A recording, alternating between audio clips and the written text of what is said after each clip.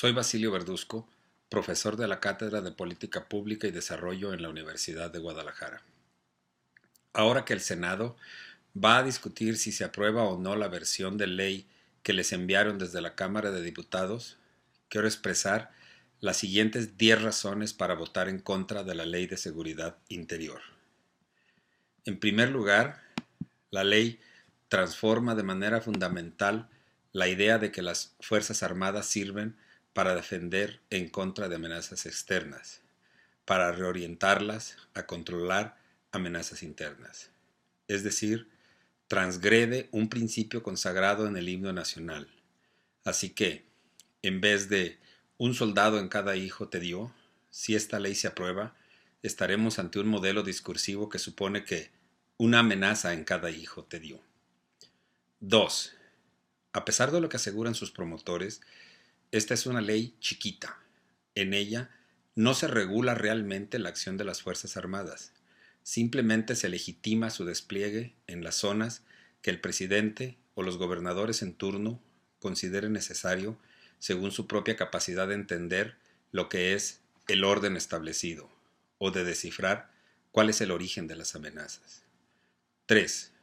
Esta propuesta en ningún momento considera que una buena parte de las amenazas a la seguridad interior proviene de la acción o la omisión de funcionarios corruptos, políticos deshonestos, familias políticas que operan con lógica de crimen organizado, fugas de información que solo pueden provenir de los responsables de la seguridad y demás vicios derivados de la impunidad con que operan quienes tienen en pie en el gobierno y otro en las bandas criminales. 4. La ley no reconoce la posibilidad de que los poderosos o los gobernantes de dos entidades federativas vecinas tengan diferencias e incluso conflictos en torno a lo que consideran una amenaza a la seguridad interior.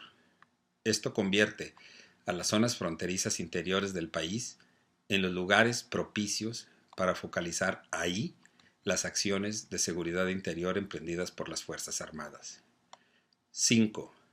La propuesta fomenta la desigualdad entre los mexicanos. Le da discrecionalidad al presidente y los comisionados de seguridad para decidir quién merece y quién no merece protección de parte del Estado. 6. La propuesta está llena de ambigüedades del tipo que las Fuerzas Armadas por sí o en coordinación con otras autoridades, que las Fuerzas Armadas por sí o en coordinación con los demás órdenes de gobierno, o bien que el presidente de la República podrá ordenar por sí o a petición de las legislaturas o ejecutivos estatales. En un país donde el gobernante en turno suele acumular poderes de facto superiores a lo establecido por la ley, esas expresiones dejan realmente a las Fuerzas Armadas para que actúen por sí mismas y al presidente para que actúe por sí solo para defender los intereses de poderosos, no de ciudadanos, y que puedan hacerlo como les dé su buen entender. 7. La propuesta supone que las legislaturas estatales y ejecutivos pueden documentar muy bien y sin sesgos una petición de declaratoria de la situación de amenaza a la seguridad interior. Pero si esos gobernantes tuvieran realmente esas capacidades o estuvieran dispuestas a llevarlas a cabo, no se necesitaría la Ley de Seguridad Interior. 8. La ley no contempla sanción alguna para los agentes de implementación que no cumplen con sus tareas contempladas en la propia ley o en otras tareas ya contempladas en otros marcos legales para dar seguridad a los mexicanos. Más bien, la propuesta protege las acciones bajo el concepto de seguridad nacional. La propuesta no contempla procedimientos de sanción a rupturas con protocolos y, de hecho, no contempla protocolos de actuación. Esta propuesta deja en manos de un comandante designado por el presidente la elaboración del protocolo de actuación caso por caso. 9. Así las cosas, en esta ley prevalece una idea de amenaza a la seguridad interior más cercana a los intereses, necesidades y criterios de quienes detentan el poder que de los millones de ciudadanos que habitan en contextos sociales diversos, que sobreviven a un mercado laboral y a otros mercados de bienes y servicios copados totalmente por todo tipo de prácticas monopólicas, o por lo menos oligopólicas, así como arreglos que favorecen a grandes jugadores y no a las libertades ciudadanas, no a las libertades de los individuos. 10.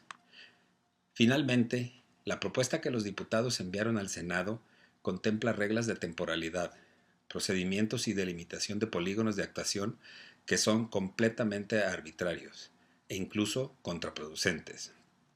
Así que, en vez de pensar en hacer que todos los funcionarios públicos cumplan con sus tareas o que en el país cada ciudadano tenga igualdad de oportunidades, la ley propone un modelo punitivo de corte discrecional que enfrenta a autoridades federales y fuerzas armadas en contra de los ciudadanos y viceversa.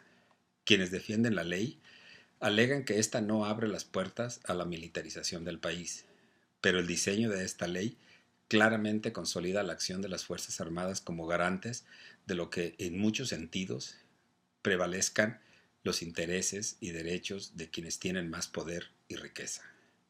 Al no contemplar la eliminación de la impunidad y la complicidad de quienes detentan el poder político en el país, esta ley envía las Fuerzas Armadas al lodazal de la lucha cotidiana contra la chiquillada del mundo criminal y acciones selectivas en tiempo, espacio y grupos sociales.